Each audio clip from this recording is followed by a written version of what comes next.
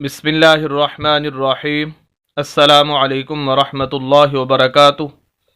Welcome مائی YouTube channel حافظ شفیق۔ معزز سامعین، امید کرتا ہوں کہ سب خیریت اور عافیت کے ساتھ ہوں گے۔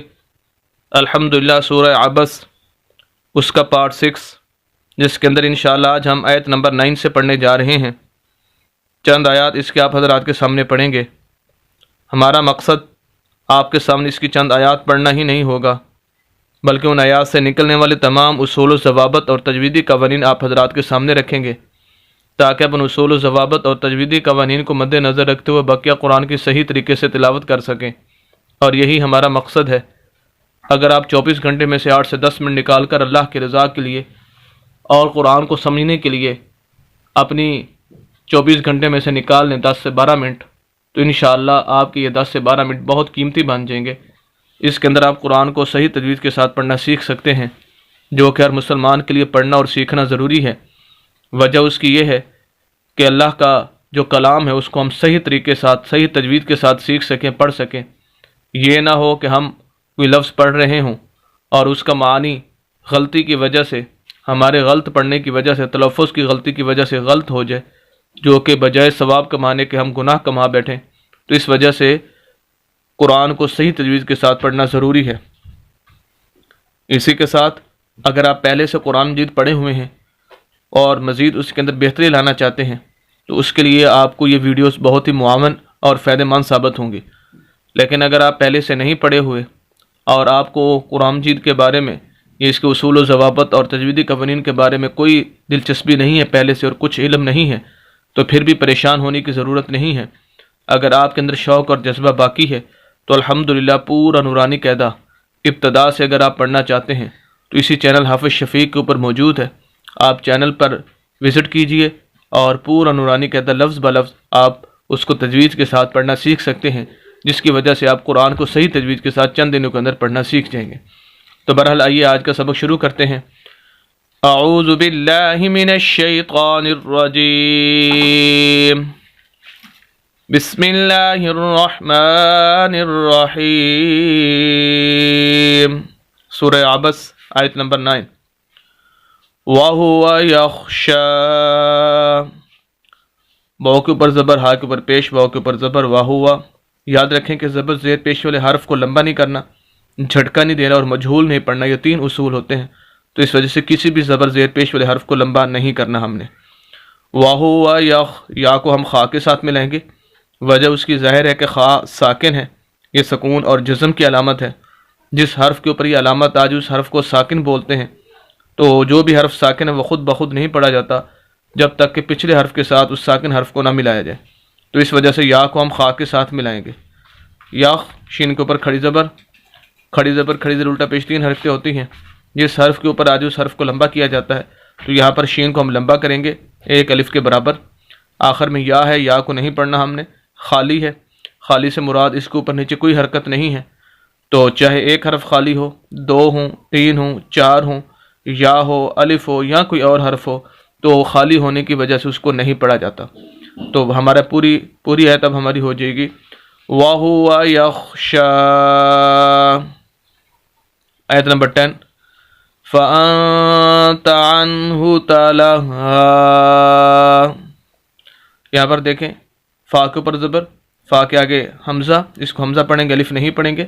الف وہ ہوتا ہے جو ہر حرکت سے خالی ہو، جیسے اوپر نیچے کوئی حرکت آ جائے پھر وہ الف نہیں بلکہ حمزہ کہلائے گا۔ جیسے یہاں پر ہے تو اس کو ہم حمزہ پڑھیں گے، ہم اس کو ملائیں گے نون کے ساتھ، جس کی تفصیل پیچھے بتا چکا ہوں کہ نون ساکن ہے، اور ساکن حرف خود بخود نہیں پڑھا جاتا جب تک کہ پچھلے حرف کو اس کے ساتھ اٹیچ نہ کیا جائے۔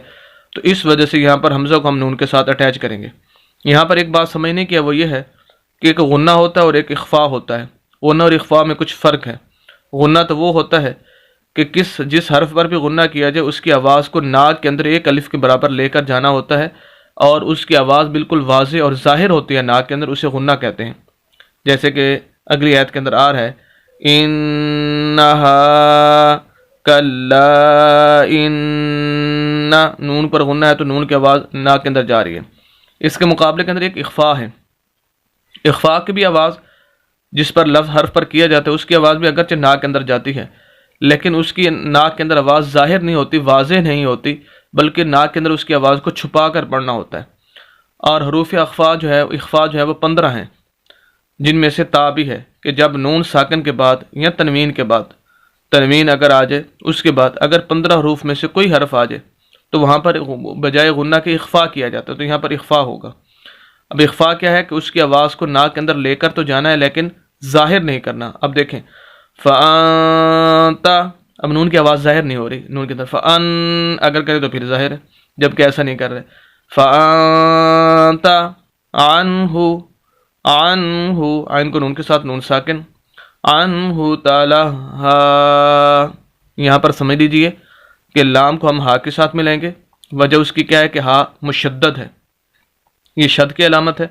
جس حرف کے اوپر یہ علامت آ جائے وہ حرف خود بخود نہیں پڑھا جاتا جب تک کہ پچھلے حرف کو ایک مرتبہ نہ ملا لیا جائے۔ یا یوں سمجھ لیجئے کہ مشدد حرف کو پڑھنے کے 2 اصول ہیں۔ اصول نمبر 1 کہ مشدد حرف ہمیشہ 2 مرتبہ پڑھا جاتا ہے، ایک مرتبہ پچھلے حرف کے ساتھ اٹیچ کر کے، اور دوسری مرتبہ مشدد حرف کے اوپر یا نیچے کوئی نہ کوئی حرکت ضرور موجود ہوتی ہے، اس کے ساتھ اس کو پڑھنا ہوتا ہے۔ تو پہلے اصول کے مطابق لام زبر ہا، لا، ہا ایک مرتبہ پڑھا گیا، پھر ہا کھڑی زبر ہا 2 مرتبہ پڑھا گیا۔ اصول نمبر 2 مشدد حرف کو ہمیشہ سخت کر کے ہلکی سی آواز کو رو کر لفظ کے اوپر زور دے کر پڑھنا ہوتا ہے۔ تلہا، اگر یا خالی اس کو نہیں پڑھنا۔ تو بہرحال پوری آیت فَأَنْتَ عَنْهُ تَلَهَا، آیت نمبر 11 کَلَّا إِنَّهَا تَذْكِرَةٌ، کلا کاف کو لام کے ساتھ، لام کے اوپر شد، 2 اصول ابھی میں نے ذکر کیے، 2 مرتبہ لام پڑھا جائے گا، سخت کر کے پڑھیں گے، لام کے آگے الف ہے اس پر مد ہے، اس وجہ سے اس کو لام کو لمبا بھی کریں گے۔ کلا انہا، حمزہ کو نون کے ساتھ، نون مشدد ہے، شد والا ہے، جہاں بھی نون مشدد آ جائے وہاں پر ضرور غنہ ہوتا ہے۔ غنہ کہتے ہیں کہ اس حرف کی آواز کو ناک کے اندر ایک الف کے برابر لے کر جانا، تو یہاں پر ہم غنہ کریں گے انہا۔ اب یہاں پر ایک اور بات سمجھنے کی ہے، وہ یہ ہے کہ ابھی شروع کے اندر جب ہم نے یہ لفظ آیت پڑھی اس کے اندر ہم نے بتایا کہ زبر زیر پیش والے حرف کو لمبا نہیں کیا جاتا، 3 اصول بتائے۔ تو یہاں پر دیکھیں پہلے اصول کے مطابق زبر زیر پیش والے حرف کو لمبا نہیں کیا جاتا، جبکہ یہاں پر ہم ہا کو لمبا کر رہے ہیں انہا، تو اس کا کیا مطلب ہے؟ تو یہ ذہن میں رکھیں، وہ اصول اپنی جگہ بالکل ٹھیک ہے، زبر زیر پیش والے حرف کو لمبا نہیں کیا جاتا، لیکن جب زبر زیر پیش والے حرف کے بعد حروف مدہ میں سے جو کہ 3 ہیں، الف مدہ جیسے یہ الف مدہ ہے، واو مدہ اور یا مدہ، یہ 3 حروف مدہ کہلاتے ہیں۔ تو جب یہ آ جائیں زبر زیر پیش والے حرف کے بعد تو پھر وہاں پر لمبا کرنا زبر زیر پیش والے حرف کو ضروری ہوتا ہے ایک الف کے برابر۔ تو یہاں پر جو ہا کو لمبا کیا جا رہا ہے اس وجہ سے کہ اس کے آگے الف ہے اور الف مدہ ہے۔ الف مدہ کسے کہیں گے؟ ہر وہ الف جس کے پچھلے حرف کے اوپر زبر آ جائے الف مدہ کہلاتا ہے۔ ہر وہ الف جس کے پچھلے حرف کے اوپر، پچھلا حرف چاہے جو بھی ہو اس کے اوپر زبر کا ہونا ضروری ہے، تو وہ الف مدہ کہلائے گا۔ تو یہاں پر یہ الف مدہ ہے، اس وجہ سے ہا کو ہم لمبا کر رہے ہیں۔